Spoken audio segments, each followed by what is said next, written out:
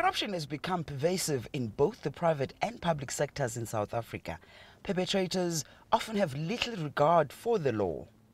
Countless studies around the world show that corruption has the potential to restrict trade, interrupt investment, and reduce economic growth. It's too bad for the population to bear, and it underpins huge political instability. It underpins many of the service delivery protests that we're talking about.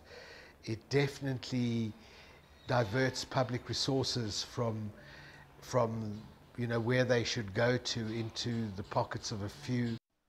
A 2016 Corruption Watch report indicates that the most prevalent types of corruption reported over the past few years center on the abuse of power, followed by bribery and procurement corruption.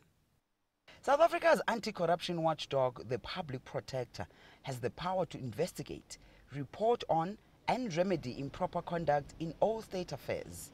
The body has been at the forefront of fighting this menace.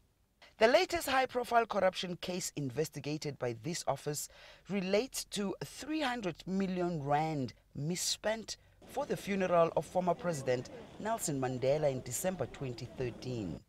Some officials and service providers used the funeral to steal from state coffers.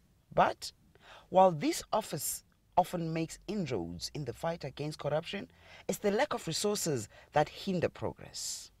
Institutions like the Public Protector and other Chapter 9 institutions or constitutional institutions which are responsible to fight corruption, and since corruption is a scourge which affects or impedes development in any country, they need to be well-resourced, well-funded.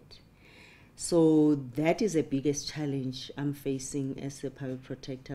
Corruption impedes development. At the end of the day, who suffers? The very same people which we are supposed to be protecting. While there is no immediate cure for corruption, many believe that ethical leadership and political will be a huge leap towards creating one. Yolisa, Njamela, CGTN, Pretoria, South Africa.